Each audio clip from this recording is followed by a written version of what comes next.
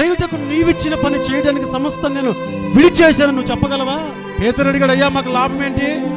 అక్కచెల్లెల్ని అన్నదమ్ముల్ని అందరిని విడిచి వచ్చాం, ప్రయోజనం ఏంటి అన్నాడు. భూమి మీద మీరు నా కొరకు వేటిని విడిచారు, ఇక మందును పరలోక మందును 100 రెట్లు పొందుకుంటారు అన్నాడు. వాళ్ళ పాదాల దగ్గర పెట్టారు డబ్బులు, చిరాచర ఆస్తులమ్మి దాసునిగా మారిపోయాడు యేసు ప్రభు వారు. అందుకే ఆయనకి ఆధిపత్యం వచ్చింది. అన్ని నామముల కన్నా పైనామము. ప్రతి మోకాలు వంగుద్ది, ప్రతి నాలుక ఒప్పుకుంటుంది. ఏ నోరు లేక ఏ ఆత్మ యేసే క్రీస్తుని ఒప్పుకొనును ఆత్మ రక్షించబడుద్ది.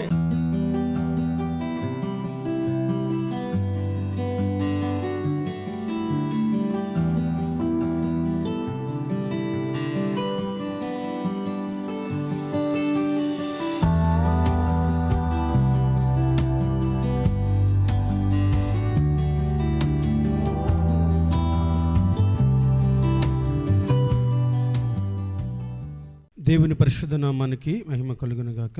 కూడి వచ్చిన మీ అందరికీ నా హృదయపూర్వక వందనాలు తెలియజేస్తున్నాను. దేవుడు మిమ్ములను మీ కుటుంబాలను దీవించును గాక. ఆమేన్. అడవిలో జంతువులన్నిటికీ రాజు ఎవరు? సింహం. Very good. సింహం తర్వాత ఆధిపత్యాన్ని చలాయించేది ఎవరు? పులి. రోజు పెద్ద పులి కావలి కాస్తున్న ప్రాంతంలో పులులకి, కుక్కలకి, కోళ్ళకి కొన్ని ఏరియాస్ ఉంటాయి తెలుసా మీకు? ఆ బౌండరీ దాటి కొత్త కుక్క ఏదైనా వస్తే మిగతా కుక్కలు ఒప్పుకో. పులి కూడా తను పరిపాలిస్తున్న దాంట్లో తన బౌండరీలోకి ఏదైనా వస్తే ఒప్పుకోదు. ఒకరోజు నక్కకి పులిలా బ్రతకాలి అని ఆశ కలిగింది. కానీ నక్కని ఎవరు లెక్క చేస్తారా? చేయరు. అంతేకాదు, మనం కానీ గట్టిగా అరిసేమంటే పరిగెత్తేస్తుంది అది. అది ఒకరోజు ఆ అడవి బయటకు వచ్చి ఆ సరస్సు తీరాన తిరుగుతూ ఉంటే ఒక సాకెలు ఆయన బట్టలు ఉతుకుతూ ఉన్నాడు. చూసింది, తెల్ల బట్టలు తీస్తున్నాడు, ఒక కుండలో పెడుతున్నాడు, లేపి పిండుతున్నాడు, బ్లూ కలర్గా షేడ్ అయిపోతున్నాయి. బాగా చూసింది. వీటిని వాళ్ళు ఆరేయడానికి వెళ్తారు కదా, ఉతికిన తర్వాత ఆరేయడానికి వెళ్తారు కదా. వెళ్ళినప్పుడు అమాంతంగా వెళ్ళి కుండలో దూకేసింది. ఆ కుండలో బయటకు వచ్చింది, నిలబడింది. ఎండ కొద్దిగా అటు ఇటు తిరిగితే శరీరం అంతా ఏ కలర్ వచ్చింది? బ్లూ కలర్ వచ్చింది. అడావిడిగా అడవిలోకి వెళ్ళింది. జంతువులని చిత్రంగా చూస్తున్నాయి. ఎవరై జంతువు అని. పెద్ద రాయి మీద నిలబడి, నన్ను మీకు రాజుగా ఉండడానికి దేవుడు పంపాడు అన్నది. నన్ను మీకు రాజుగా ఉండడానికి కారణం ఏంటంటే దీనికి ఆధిపత్యం కావాలి. సరే, ఇవి కూడా ఇలాంటి జంతువు, ఇలాంటి కలరు ఎప్పుడు చూడలేదు. నక్కకి ఆధిపత్యం కావాలి కాబట్టి రంగు మార్చేసుకుంది, వచ్చింది, నన్ను దేవుడు పంపాడు అని చెప్పింది. అన్ని భయపడుతున్నాయి. వేటకాలలా కూర్చుంటుంది. రే పులిగా ఇటారా, వెళ్ళి మంచి కుందేలు పట్టుకురాపో అంటుంది. ఏం చేస్తాడు పాపం? దేవుడు పంపిన దోత తీసుకొస్తే పెడితే తింటున్నాడు. ఎల్లకాలం సాగుద్దా చెప్పండి? ఒకరోజు మబ్బులు కమ్మేసినాయి. మబ్బులు బాగా కమ్మేస్తే అన్ని సంతోషపడుతున్నాయి. అడవిలో వర్షం పడుతుంది, మనకు నీరు వచ్చేస్తాయి, తాగడానికి నీరు వచ్చేస్తాయి అంటే ఇది ఏడుస్తుంది. ఎందుకు? రంగు పోద్దని. ఒక్కొక్క చినుకు పడుతుంటే దాని మీద ఉన్న రంగు కొద్దిగా కారుతుంది. ఒక్కొక్క చినుకు పడుతుంటే కారుతుంది. ఇది వర్షం నుంచి తప్పించుకోవడానికి శతవిధాల ప్రయత్నం చేసి ఆఖరికి తడిసిపోయింది. ఇప్పుడు దీని రంగు బయటికి పడిపోయింది. ఇప్పుడు వెళ్ళి నేను దేవుడు పంపించిన దూతను అని ఆధిపత్యం చేయగలదా? చేయలేదు. ఆధిపత్యము ఎలా వస్తుంది? ఒక క్రైస్తవునికి ఆధిపత్యం ఎలా వస్తుంది? ఒక క్రైస్తవ జీవితంలో ఎలా ఆధిపత్యం చేయగలడు? ఆధిపత్యము చేయగలటానికి, ఆధిపత్యం చేయగలిగిన వ్యక్తి, చేసే వ్యక్తి ఎలాంటి మార్గాలు గుండా వెళ్ళాలి? అలాంటి మార్గాలు గుండా వెళ్ళటానికి మనకి మార్గదర్శి ఎవరు? ఇవన్నీ చాలా క్లుప్తంగా ఈ పూట చెప్పడానికి ప్రయత్నం చేస్తాను. ఫిలిప్పీలు రాసిన పత్రిక 2వ అధ్యాయము 5వ వాక్యం. ఫిలిప్పీ 2:5. క్రీస్తు యేసునకు కలిగిన ఈ మనస్సు మీరును కలిగి ఉండండి. ఆయన దేవుని స్వరూపము కలిగిన వాడయుండి దేవునితో సమానంగా ఉండుట విడిచిపెట్టకూడని భాగ్యమని ఎంచుకొనలేదు. 9 నుంచి 11 దాకా చదవయ్యా.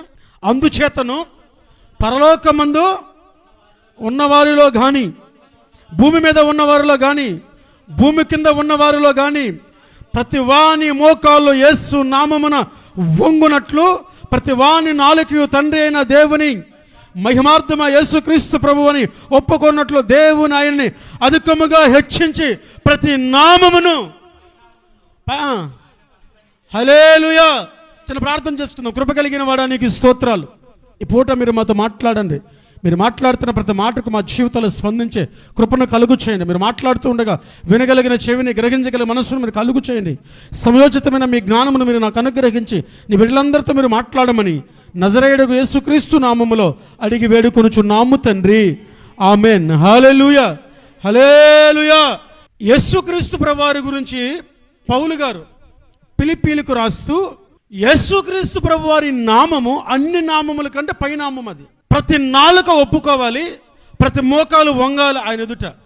ఎందుకు ఇంత ఆధిపత్యాన్ని, ఇంత అధికారాన్ని, ఇంత యోగ్యతని యేసుక్రీస్తు ప్రభువారికి తండ్రి ఇచ్చాడు? ఎందుకు ఆయన ఆధిపత్యము చలామణి అవుతుంది? ఎందువలన దేవుడు ఆ యోగ్యతను ఆయనకి ఇచ్చాడు అంటే, 2వ అధ్యాయంలో 5వ వాక్యం స్టార్టింగ్లోనే ఓ మాట ఉంటుంది. 6వ వాక్యం చదవండి. దేవుని స్వరూపము, జాగ్రత్తగా వినాలి. యేసుక్రీస్తు ప్రభువారు ఎవరి స్వరూపం అంట? దేవుని స్వరూపం. మరి ఆదాము ఎవరి స్వరూపం? దేవుడైన యెహోవా మనము మన పోలిక చొప్పున ఒక నరుని చేద్దాము రండి అని ఈ త్రిత్వమై ఉన్న దేవుడు ఆలోచించి ఓ మనుష్యుని తన పోలికలో తన స్వభావంలో చేసుకున్నాడు. తన పోలికలో తన స్వభావంలో చేయబడిన వ్యక్తి అవిధేయుడైపోయాడు. తన పోలికలో తన స్వభావంలో చేయబడిన వ్యక్తి దేవునికి దూరం అయిపోయాడు. ఆయన రూపాన్ని, స్వరూపాన్ని, స్వభావాన్ని కోల్పోయాడు. ఇప్పుడు కడపటి ఆదాముగా పిలువబడిన యేసుక్రీస్తు ప్రభువారిని, మొదటి ఆదాముగా కనబడి పాపము తెచ్చిన ఆదాముని ఇద్దరిని కంపేర్ చేయలేం. ఆయన పడిపోయాడు, ఈయన ప్రాణం పెట్టడానికైనా ఉన్నాడు, కానీ పడిపోవడానికి ఇష్టపడిన దేవుడు. కాబట్టి ఇప్పుడు దేవుడు పౌలు యేసుక్రీస్తు ప్రభువుని ఎలా పరిచయం చేస్తున్నాడంటే, ఆధిపత్యం ఆయనకి ఎందుకు వచ్చిందంటే, ఆయన యోగ్యత ఏంటంటే ఆయన దేవుని స్వరూపం కలిగినోడు. ఎవరి స్వరూపం? ఆదికాండం దీన్ని ఆదికాండము 1వ అధ్యాయము 27వ వాక్యాన్ని చదవండి. దేవుని స్వరూపం అందు వారిని సృజించెను, స్త్రీని గాను పురుషుని గాను సృజించెను. ప్రపంచంలో ఉన్న ప్రతి ఒక్కరు దేవుని పోలిక, దేవుని స్వరూపం. మన పోలిక అన్నాడు దేవుడు. మహిమైతే విడిచి వెళ్ళిపోయింది, కానీ రూపమైతే పాడైపోయిందా? మహిమైతే విడిచి వెళ్ళిపోయింది, కానీ రూపం పాడైపోయిందా? పాడుగాల. ఇప్పుడు మనం అనుకోవచ్చు, మనం అందరం దేవుని పోలికే కదా, ఆయనలో ఉన్న ప్రత్యేకత ఏంటి? మనం అందరం దేవుని స్వరూపమే కదా, ఆయనలో ఉన్న ప్రత్యేకత ఏంటి? మనం అందరం ఒకటే కదా, ఆయనలో ఉన్న ప్రత్యేకత ఏంటి? మనం చిన్న చిన్న వాటికే సంతోషపడిపోతాం, చిన్న వాటికే ఉబ్బి తబ్బిపోతాం, చిన్న వాటికే ఆనందపడిపోతాం, చిన్న వాటికే బాధపడిపోతాం. దేవుని స్వరూపమైన వ్యక్తి ఎలా తగ్గించుకున్నాడు? రిక్తునిగా మారిపోయాడు అన్నాడు. రిక్తునిగా మారిపోయాడు. ఇది వర్ణింపజాలనిది. ద్వితీయోపదేశకాండానికి వెళ్ళండి ఒకసారి. ద్వితీయోపదేశకాండము 8వ అధ్యాయము 17-18 వాక్యాలు చదవండి. మీకు సామర్థ్యము కలుగు చేయవాడు ఆయనే, భాగ్యాన్ని కలుగు చేసేవాడు ఆయనే, సామర్థ్యాన్ని కలుగు చేసేవాడు ఆయనే, సృష్టిలో ప్రధాన శిల్పకారుడు ఆయనే, అబ్రహామును దీవించడానికి దిగివచ్చిన వాడు ఆయనే. ఆ భావన అర్థమవుతుందా? పాత నిబంధనలో చాలా సందర్భాల్లో యేసుక్రీస్తు ప్రభువు యొక్క ప్రత్యక్షత కనపడుతుంది మనకి. ఆయన ప్రధాన శిల్పకారుడు, సృష్టి అంతటిలో ప్రథముడు. ఆయన లేకుండా ఏది కలిగిన ప్రతిది ఆయన ద్వారాను ఆయన వలనను కలిగినవి. అంతటి వ్యక్తి అంట, అంతటి యోగ్యత కలిగిన వ్యక్తి అంట ఏం చేశాడు? రిక్తుడైపోయాడు. సొలొమోను జ్ఞానమును వినుటకు షేబాదేశపురాన్ని వచ్చింది కదా, అదిగో సొలొమోను కంటే గొప్పవాడు ఇక్కడ ఉన్నాడు అన్నాడు. షేబాదేశపురాన్ని వెతుక్కుంటూ సొలొమోను దగ్గరకు వచ్చింది. యేసయ్య అన్న మాట ఏంటంటే, సొలొమోను కన్నా గొప్పవాడు ఇక్కడ ఉన్నాడు, మోషే కంటే గొప్పవాడు నేనని చెప్పాడు. ఆయన గురించి చెబుతున్నాడు. ఎందుకు ఆయనకు అంత ఆధిపత్యం, ఎందుకు ఆయనకు అంత అధికారం అంటే, ఆయన దేవుని స్వరూపం, త్రిత్వంలో ఒక్కరైన దేవుడు. ఆ త్రిత్వంలో ఒకరైన దేవుడు ఆయన భూమి మీదకి దేవుని స్వరూపం కలిగిన వాడు ఉండి దాసుడుగా వచ్చాడు అన్నాడు. 7వ వాక్యం చదవండి, 2వ అధ్యాయంలో 7వ వాక్యం. ఇప్పుడు దేవుని స్వరూపం కలిగిన వాడు ఎలా మారిపోయాడంట? దాసుడైపోయాడు. ఏమైపోయాడు? దాసుడు. మీలో ఎవరికైనా ఉద్యోగం చేస్తున్న వాళ్ళు ఉంటే, గవర్నమెంట్ ఉద్యోగం, సంవత్సరాలు గడిచే కొద్దీ ఉద్యోగరీత్యా అప్గ్రేడ్ అవుతారు. దాన్ని వీళ్ళు ఏమంటారంటే ప్రమోషన్స్. టీచర్ నుంచి హెడ్ మాస్టర్కి, హెడ్ మాస్టర్ నుంచి కాలేజ్ లెక్చరర్స్కి, కాలేజ్ లెక్చరర్ నుంచి ప్రిన్సిపల్స్కి వెళ్తూనే ఉంటారు. ఒక చిన్న స్థాయి నుంచి పై స్థాయికి వెళ్తారు. హోమ్ గార్డ్ నుంచి కానిస్టేబుల్కి, కానిస్టేబుల్ నుంచి ఎస్ఐకో, ఎస్ఐ నుంచి సిఐకో, సిఐ నుంచి ఇలా వెళ్తూ ఉంటారు. ప్రమోషన్స్.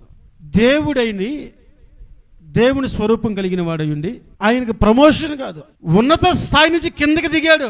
ఎంతగా తగ్గించుకున్నాడంటే భూమి ఆయన పాదపీఠము, ఆకాశము ఆయన సింహాసనము, అది ఆయన ఔన్నత్యము. సూర్యచంద్ర నక్షత్రములు మాటతో చేశాడు, అది ఆయన శక్తి. ఈయన భూగ్రహం మీద ఉన్న యెరూషలేము అనబడి ఒక చిన్న ప్రాంతాన్ని ఎంచుకొని ఆ చిన్న ప్రాంతంలో యోదయ దేశ బెత్లెహేము అని ఒక చిన్న ఊరుని ఎంచుకొని ఆ చిన్న ఊరిలో ఒక చిన్న పల్లెటూరులో ఉన్న ఒక 16-17 ఏళ్ళ ఒక బాలికల గర్భంలోనికి ఒదిగిపోవడానికి ఇష్టపడ్డాడు. ఆయన రిక్తత్వం, తగ్గించుకోవడం అంటే అది. మహిమను విడిచి శరీరాన్ని ధరించుకొని దాసుడైపోయాడు. దాస్యం అంటే మనకు తెలుసు, మనం చాలాసార్లు చాలా సందర్భాలు అంటాం. బైబిల్లో కొన్ని మాటలు మనం ధ్యానం చేస్తే ఆదికాండంలో 24వ అధ్యాయము 66వ వాక్యం చదవండి. ఆది 24:66.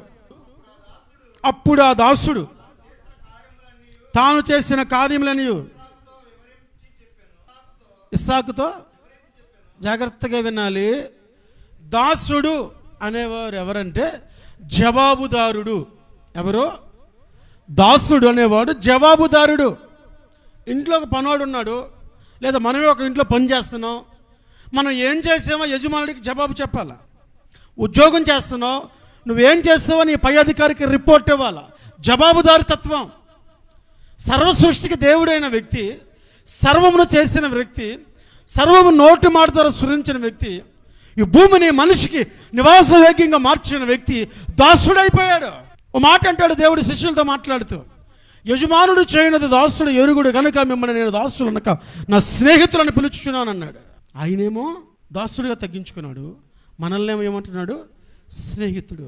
ఆధిపత్యం కావాలని అందరికి ఉంటుంది, కానీ తగ్గింపు ఉంటుందా? యేసయ్య ఏం చెప్పాడు?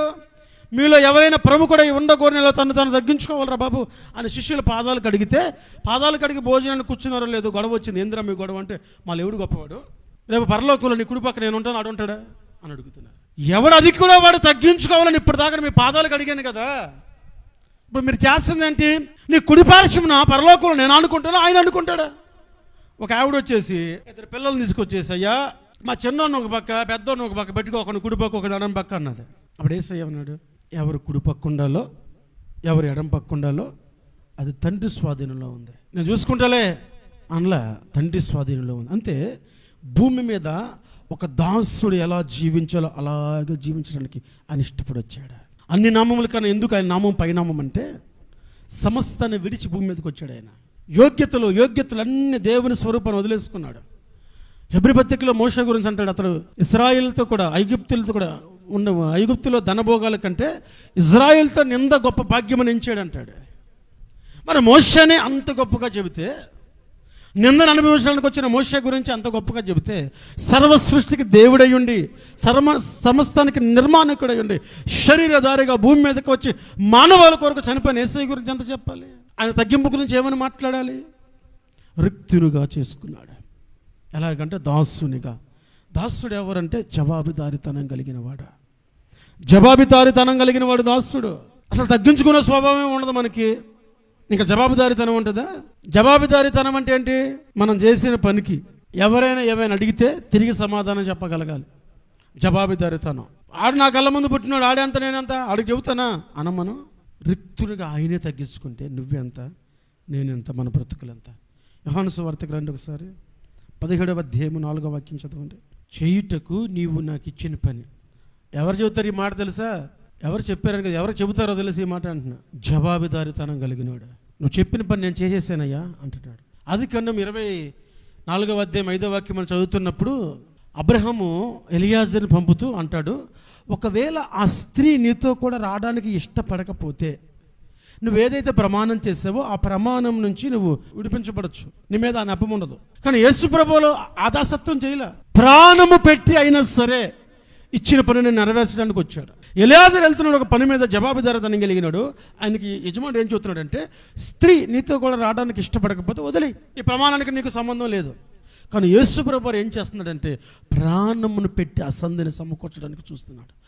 అంతటి దీనస్థితికి దిగి వచ్చాడు ఆయన. ఊరకనే అన్ని నామముల కంటే పైనామం కాలేదైంది. దేవుని స్వరూపాన్ని వదిలేశాడు. గవర్నమెంట్ వద్దు అని రిటైర్మెంట్ ఇచ్చి నీ పని నాకు అవసరం, నువ్వు చేయలేవు అని పక్కన పెట్టిన తర్వాత సేవ చేద్దామని వచ్చారా? న్యాయమా? గవర్నమెంటే నువ్వు పని చేయలేవు ఇంకా పక్కన పెట్టిన తర్వాత సేవ చేద్దామని వచ్చారా? ఏం చేద్దామంటారు? దేవుని కొరకు వాటిని విడిచి రాగలగాలి కదా. ఒక గొప్ప దైవజనుడు ఉన్నాడు, చనిపోయారు ఆయన, రాజబాబు గారు అని, చాలా ఫేమస్ ఆయన, చక్కగా పాటలు రాస్తాడు.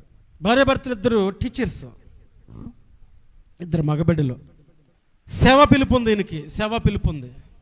పరిచర్యకి వెళ్దాం రమ్మని భార్య అని పిలిస్తే, ప్రార్థనకి వెళ్దాం, దేవునికి ఇవ్వాల్సిన ఏదో ఇచ్చుకుందాం, కానీ పరిచర్యకి మాత్రం వెళ్ళొద్దు. లేదు దేవుడు పరిచర్యకు పూసి వెళ్దాం, వెళ్తే నువ్వు పో, నేను రాను అని వదిలేసింది. చచ్చిపోయేంత వరకు ఒంటరిగానే బ్రతికాడు. యవ్వన ప్రాయంలో ఆయనకున్న ఆశయాలు కోరికలు, ఆయనకున్న ఉద్యోగం మొత్తాన్ని వదిలేసుకొని వచ్చాడు. దేవుని రిక్తత్వాన్ని గురించి, తగ్గింపు గురించి, దాసత్వాన్ని గురించి మనం మాట్లాడుకుంటే, ఇలాంటి వారి గురించి వింటున్నప్పుడు హృదయం కదిలించబడిపోద్ది. ఓ ఫ్యామిలీ ఆయన్ని 16 సంవత్సరాలు భోజనం పెట్టింది. ఒక ఫ్యామిలీ ఉదయం టిఫిను, మధ్యాహ్నం భోజనం, రాత్రికి భోజనం. ప్రార్థన అయిపోయినాక చర్చి ప్రాంగణంలో ఆడవాళ్ళని ఎవరు ఉంచడంట ఆయన. ఏ విధం చేతనైనా, ఏ విధమైన పుకార్లు వస్తే సాక్ష్యం దెబ్బతింటుంది, సేవ పడైపోతుందని ఎవరిని ఉంచడం. చచ్చిపోయేంతవరకు బ్రతకడు ఇలాగే, బంధాలు బాంధవ్యాలు తెంచుకొని. చేయుటకు భూమి మీద నీవు నాకు ఇచ్చిన పని చేస్తానని యేసయ్య చెప్పాడే, ఆ జాబితాకు వీళ్ళు వేసుకోవచ్చు. మనం సమస్తము పెంట అని పౌలు అన్నాడే, ఆ జాబితాలోకి వీళ్ళు వేసుకోవచ్చు. మనం చేయుటకు నీవిచ్చిన పని చేయడానికి సమస్తం నేను విడిచేశాను నువ్వు చెప్పగలవా? రిటైర్డ్ అయ్యాక, ఒక ఫిక్స్డ్ డిపాజిట్ వచ్చాక, ఇంకా ఆర్థికంగా మనకేం ఇబ్బంది లేదు అనుకున్నాక, చర్చి కట్టుకోవడానికి డబ్బులు ఉన్నాయి, స్థలం కొనుక్కోవడానికి డబ్బులు ఉన్నాయి, కానుకలు వచ్చినా రాకపోయినా తినడానికి వెనక బ్యాలెన్స్ ఉంది అని తెలిసాక సేవకు వస్తాం. న్యాయమేనా? మనుష్యుడు ఏది విత్తునో ఆ పంటనే కోస్తాడు. నీకు అంత రోషం అంటే విడిచి వచ్చే సమస్తం దేవుని కోసం. పేతురు అడిగాడు, అయ్యా మాకు లాభం ఏంటి? అక్కజల్లుల్ని, అన్నదమ్ముల్ని అందరిని విడిచి వచ్చాం, ప్రయోజనం ఏంటి అన్నాడు. భూమి మీద మీరు నా కొరకు వేటిని విడిచారు, ఇక మందును పరలోక మందును 100 రెట్లు పొందుకుంటారు అన్నాడు. వాళ్ళ పాదాల దగ్గర పెట్టారు డబ్బులు, చిరాచర ఆస్తులమ్మే. దాసునిగా మారిపోయాడు యేసు ప్రభు వారు. అందుకే ఆయనకి ఆధిపత్యం వచ్చింది. అన్ని నామముల కన్నా పైనామము. ప్రతి మోకాలు వంగుద్ది, ప్రతి నాలుక ఒప్పుకుంటుంది. ఏ నోరు లేక ఏ ఆత్మ యేసే క్రీస్తుని ఒప్పుకొనును ఆత్మ రక్షించబడుద్ది. ఎందుకంత ఆధిక్యత అంటే స్వరూపము, దేవుని స్వరూపము దాసుడిగా మారిపోయాడు, జవాబుదారీగా అయిపోయాడు. దాసులు ఎలాంటి వారంటే వారి పరిధి దాటితే వాళ్ళు విడిపించబడతారు. ఈయన ఎలాంటి దాసత్వం తీసుకున్నాడంటే ప్రాణమైన పెట్టడానికి కానీ ఇష్టపడ్డాడు, కానీ పనిని మధ్యలో ఆపడానికి ఇష్టపడని వ్యక్తి. ఆయనకు ఆధిపత్యం రావడానికి కారణం దేవుని స్వరూపాన్ని వదులుకున్నాడు, 2 దాసునిగా మారాడు. 3వ మాట చదవండి బైబిల్, అక్కడ ఫిలిప్పీలోనే 8వ వాక్యం, 2:8. మరియు ఆయన ఆకారమందు మనుష్యునిగా కనబడి మరణము పొందునంతగా, అనగా సిలువ మరణము పొందునంతగా ఏం చూపాడంట? విధేయత చూపాడు. విధేయత అంటే ఏంటి? అపరిమితమైన దేవుడు పరిమితి కలిగిన వాడిగా అయిపోయాడు. యేసుప్రభు వారు అంటాడు, నేను కానీ సెలవిస్తే, సిలువ వేసేటప్పుడు నా దేవుడు వ్యూహాలను పంపుతాడు, సెలవు ఇవ్వలేక కాదు, నేను విధేయతను చూపాలి. ఆదాము విధేయత చూపలేకపోయాడు. ధర్మశాస్త్రం అవలంబిస్తున్న ఏ వ్యక్తి విధేయత చూపలేకపోయాడు. ఇప్పుడు నేను ఎందుకు దేవుని వేడుకోవట్లేదంటే, సెలవు ఇవ్వట్లేదంటే విధేయత. ఎంతకంటే సిలువ మరణము పొందినంతగా. ఆయన కొట్టిన ప్రతి దెబ్బకి, వేసిన ప్రతి శిక్షకి ఒక దైవికమైన కోణము, లేదా ఆయన ఒంటిలో ఉన్న రక్తాన్ని మొత్తాన్ని బయటికి తీయడానికి తండ్రి వేసిన ప్రణాళిక మనకు కనబడుతుంది. ఇవన్నీ ముందుగా తెలిసే వచ్చాడు ఆయన. ఈ బస్సు ఎక్కువ, నువ్వు చచ్చిపోతావు, ఎక్కువ అని చెబితే ఎక్కుతావా మనం? ఈ బస్సు ఎక్కువ, యాక్సిడెంట్ అయ్యే బస్సు ఇది, ఏది ఎక్కువ అంటే ఖచ్చితంగా చచ్చిపోతావు, ఎక్కువ అంటే ఎక్కుతామా? నువ్వు భూమి మీదకి వెళ్తే చచ్చిపోతావు, ఇలా చంపుతారు అని ముందు తెలిసి వచ్చాడు ఆయన. ఆశ్చర్యం ఏంటంటే నన్ను పట్టించేది ఈడే అని తెలిసి పిలుచుకున్నాడు. గెత్సేమనే తోటలో నిన్ను రోధిస్తున్నప్పుడు వీళ్ళందరూ విడిచి వెళ్ళిపోతారు, ఏకాక్యం చేస్తారని తెలిసి 3.5 సంవత్సరం తన మనస్సులో దాచుకున్నాడు. కానీ మీరు దుర్మార్గులు నన్ను వదిలేస్తారు అనలా. నువ్వు ఎలాంటి వాడు అని తెలుసుంటే నేను ఆ రోజే వదిలేసేవని అంటాం కదా, అనలా. తెలుసు అలాంటోడని పిలుచుకున్నాడు. శరీరాన్ని చీల్చేశాడు సిలువ మరణము పొందినంతగా. సిలువ గుర్తు అంటే శాపానికి గుర్తు. సిలువ అంటే శాపం. సిలువ మరణం అంటే హేయమైన మరణం. అలాంటి దౌర్భాగ్యమైన మరణాన్ని నేను పొందకూడదు అనుకుంటారు. హేయమైన మరణం సిలువ మరణం. ఆ మరణానికి ఒప్పుకున్నాడు ఆయన. అది విధేయత చూపడం అంటే. 18వ కీర్తనలో 44వ చరణం చదవండి. ఇప్పుడు మనం నటిస్తున్నామా, నటియట్లేదా? నటిస్తే ఇప్పుడు అనులం అవుతామా, క్రైస్తవులం అవుతామా? కొలస్సీయులకు రాసిన పత్రిక 3వ అధ్యాయం 22వ వాక్యం. కొలస్సీ 3:22. దాసులారా, మనుష్యులను సంతోషపెట్టవలన వారైనట్టు అన్ని విషయంలో విధేయులై ఉండుడి. కనబడాలని కాదంట. ఎందుకు ఆధిపత్యం యేసయ్యకి వచ్చిందంటే, ఒకటి, దేవుని స్వరూపాన్ని విడిచేశాడు, దాసుడైపోయాడు, విధేయత చూపాడు. అదే 8వలో ఆఖరులో ఉంటా చూడండి.